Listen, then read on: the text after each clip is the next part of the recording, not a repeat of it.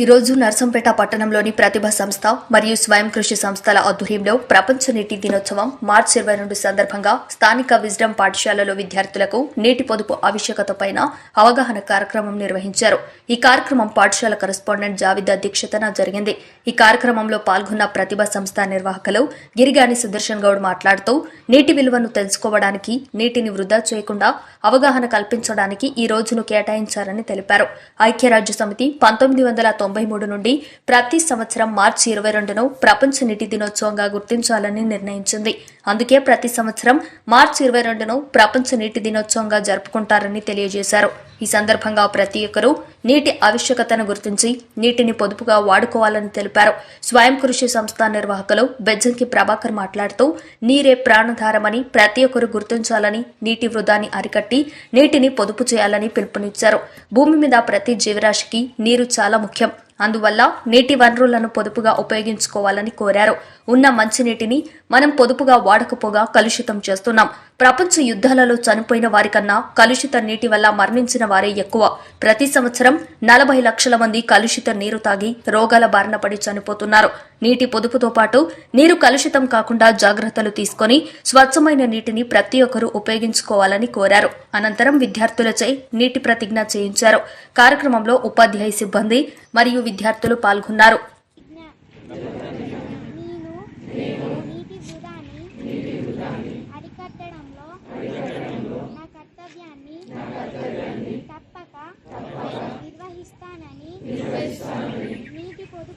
నీటి పొదుపులో నేను భాగస్వామిని అవుతానని భావి తరాల కోసం నీటి సంరక్షణ చర్యల కోసం నా వంతు కృషి చేస్తానని నేను కాకుండా ఇతరులను కూడా నీటి వృధా అరికట్టడంలో భాగస్వామిని చేస్తానని ప్రతిజ్ఞ చేస్తున్నాను. జై Hind. This is Manashri, studying 9th standard. Today I am going to tell about importance of water. Water is very useful in our daily life.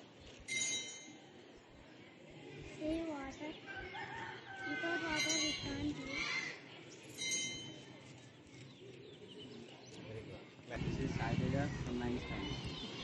Good afternoon for everybody. We are Abu Dash and Amin Dash. Today our topic is World Water.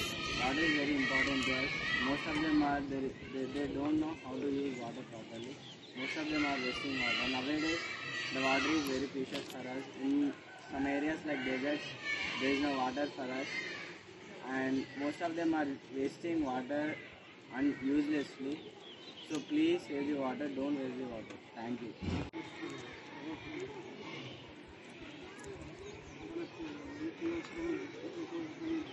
పంచభూతాలలో నీరు కూడా ఒక భాగం. ఆకాశం, నీరు కూడా ఒక భాగం. ఆ భాగాన్ని దానికి నీటిని భవిష్యత్ కాలంలో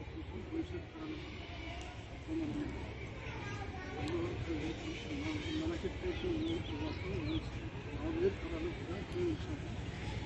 నీరు చాలా ఉపయోగిస్తుంది. నీటి విషయాలు జరుగుతుంది. ఇప్పుడు ఇప్పటికీ మనకు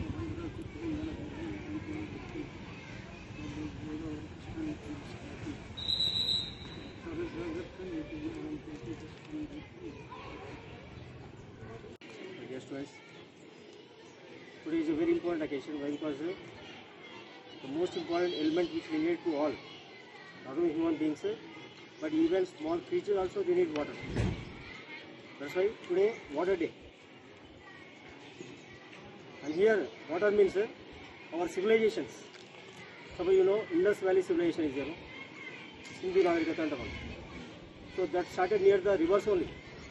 From their water, yes, every civilization has been existed near the water only. So water is the most important element which we need to all the people. And not only that, today we are using the water. To some extent we should use. And for the future means upcoming generation, we should save that. How the government will save diesel, save petrol, save water also. Even one drop of water is very essential to all human beings. And water, birds or small insects what it is. That's why water is used only for some use. And also water, suppose if you see the water, today we are using more and more water. If you see water, bore wells, bore pumps we are using. And water, with that water, the underground water table has been went down. Again, when it will come up, when the 2-3 days rainfall will come, at the same time the rain will come, at the time it will be recharged. It will be recharged. Recharge means what? Again it will come to the same position. Now it is somewhat down. That's why don't waste the water. It is a very valuable thing to us. So that's why use only some water and you provide for the upcoming generation. Okay, thank you very much. World water day ప్రపంచ నీటి దినోత్సవం సందర్భంగా ఒక చిన్న కార్యక్రమానికి అవకాశం ఇచ్చిన శ్రీనివాస గారికి మన కరెస్పాండెంట్ జాగ్రత్త గారికి ఉపాధ్యాయ సిబ్బందికి మరియు ప్రతిభా సంస్థ అధ్యక్షుడు రోషన్ గౌడ్ గారికి ముఖ్యంగా ప్రియమైన విద్యార్థులకు స్వయం కృషి సంస్థ ద్వారా అధ్యయనం జరిగించు మరి ఈరోజు ఒక అకేషన్ అంటే మన ప్రతి సంవత్సరం కూడా కొన్ని ముఖ్యమైన రోజులు ఉంటాయి అకేషన్స్ మీ అందరికీ ఎప్పుడు వచ్చినప్పుడు చెప్తూ ఉంటాం కదా.